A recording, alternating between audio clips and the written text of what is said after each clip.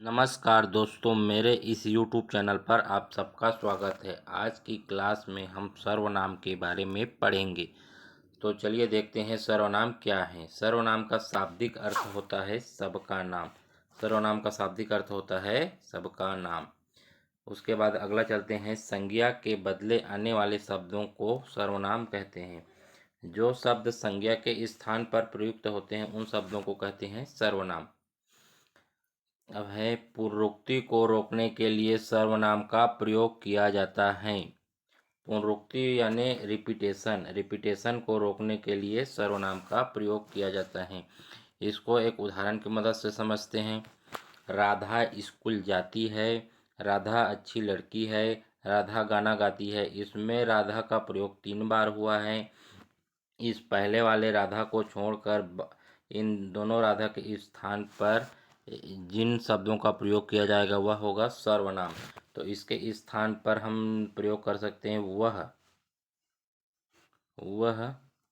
तो पहले रहेगा राधा स्कूल जाती है, उसके बाद आएगा वह अच्छी लड़की है, वह गाना गाती है। इस तरह से हम सर्वनाम का प्रयोग करते हैं। इसके बाद आगे चलते हैं। सर्वनाम के कितने भेद होते हैं? 6 भेद। सर्वनाम के 6 भेद होते हैं। पहला है पुरुषवाचक, दूसरा है निजवाचक, तीसरा है निश्चयवाचक, चौथा है अनिश्चयवाचक, पांचवा है प्रश्नवाचक, छठवा है संबंधवाचक। पहला क्या है? पुरुषवाचक, दूसरा है निजवाचक, तीसरा है निश्चयवाचक, चौथा है अनिश्चयवाचक, पांचवा है प्रश्नवाचक, छठवा है संबंधवाचक। इसके बाद पहला डिटेल्स देख लेता है पुरुषवाचक सर्वनाम। पुरुषवाचक सर्वनाम है वक्ता, श्रोता और अन्य का बोध कराने वाले सर्वनाम को पुरुषवाचक सर्वनाम कहते हैं। ये पहला है वक्ता, श्रोता और अन्य। वक्ता, श्रोता और अन्य क्या क्या है ये देख लेते हैं। यहाँ 3 लोग हैं, राम, लक्ष्मण और ये भरत। यहाँ पर राम जैसे बोल रहा है तो राम वक्ता हो गया, ये लक्ष्मण सुन रहा है तो ये श्रोता हो गया, और इसके भरत के बारे में बात कर रहे हैं तो ये भरत जो है अन्य हो जाएगा। इसके बाद पहला देख लेते हैं उत्तम पुरुष। पुरुषवाचक सर्वनाम का ही है ये पहला प्रकार, उत्तम पुरुष। वक्ता या लेखक जिन सर्वनामों का प्रयोग अपने लिए करता है। वक्ता या लेखक मतलब जैसे मैं वक्ता हूँ तो मैं अपने लिए जिन सर्वनामों का प्रयोग करूँगा वे सर्वनाम होंगे उत्तम पुरुष सर्वनाम। उसको देख लेते हैं। जैसे मैं, हम, मुझे, मेरा, हमारा। दूसरा नंबर है मध्यम पुरुष।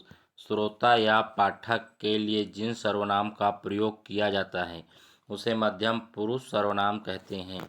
श्रोता या पाठक के लिए जिन सर्वनामों का प्रयोग किया जाता है उसे कहते हैं मध्यम पुरुष सर्वनाम। इसका उदाहरण है तुम, आप, तुम्हारा, आपका। इसके बाद आगे चलते हैं तीसरा, अन्य पुरुष। वक्ता, श्रोता जिन सर्वनामों का प्रयोग अन्य के लिए करता है। वक्ता या श्रोता जिन सर्वनामों का प्रयोग अन्य के लिए करता है तो ऐसे सर्वनाम को अन्य पुरुष सर्वनाम कहते हैं।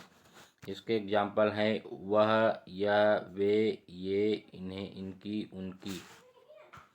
इसके बाद दूसरा प्रकार है निजवाचक सर्वनाम। दूसरा प्रकार कौन सा है? निजवाचक सर्वनाम। जिस सर्वनाम शब्दों का प्रयोग कर्ता अपने लिए करता है उसे निजवाचक सर्वनाम कहते हैं। जिन सर्वनामों का प्रयोग कर्ता अपने लिए करता है उसे कहते हैं निजवाचक सर्वनाम। इस सर्वनाम से अपनेपन का बोध होता है। इस सर्वनाम से क्या होता है? अपनेपन का बोध। अब देखते हैं इसके अंदर कौन कौन से हैं। आप, स्वतः, अपने आप, खुद, स्वयं। इसका एग्जाम्पल देख लेते हैं। मैं अपना काम आप ही कर लूँगा। इसमें यहाँ पर जो है आप जो है सर्वनाम है। उसके बाद दूसरा है मैं यह काम आप ही कर लूँगा, तो ये भी आप जो है सर्वनाम है। इसके बाद तीसरा है मैं आप ही चला जाऊँगा, तो यहाँ पर आप भी है सर्वनाम। कौन सा सर्वनाम है? निजवाचक सर्वनाम। इसके तीसरा देखते हैं निश्चयवाचक सर्वनाम। तीसरा कौन सा है? निश्चयवाचक सर्वनाम। किसी निश्चित व्यक्ति, वस्तु, घटना के लिए प्रयुक्त होने वाले सर्वनाम निश्चयवाचक सर्वनाम कहलाते हैं। क्या है? किसी निश्चित व्यक्ति, निश्चित वस्तु, निश्चित घटना के बारे में प्रयुक्त होने वाले सर्वनाम को निश्चयवाचक सर्वनाम कहते हैं। यह भी दो प्रकार के होते हैं, समीप वस्तु के लिए अलग और दूर की वस्तुओं के लिए अलग। समीप की वस्तुओं के लिए यह, ये, इन्हें, इनका, इन सर्वनामों का प्रयोग करते हैं, और दूर की वस्तुओं के लिए वह, वे, उन्हें, उनका, इन सर्वनामों का प्रयोग करते हैं। अब एग्जाम्पल देखते हैं समीप की। यह कुत्ता है, यह कुत्ता है मतलब यह समीप में है तो यह कुत्ता है। वह बिल्ली है, वह बिल्ली है, ये बिल्ली जो है दूर में है तो वह का प्रयोग हुआ है। इसके बाद आगे चलते हैं, चौथा नंबर, एक और एग्जाम्पल है, वह एक छात्र है। तो वह एक छात्र है तो वह यहाँ पर दूर में होगा, इसलिए वह का प्रयोग हुआ है। चौथा है अनिश्चयवाचक सर्वनाम। चौथा क्या है? अनिश्चयवाचक सर्वनाम। जिस सर्वनाम से निश्चितता का बोध न हो उसे अनिश्चयवाचक सर्वनाम कहते हैं। इसके जो है एग्जाम्पल, कोई, किसी, कुछ।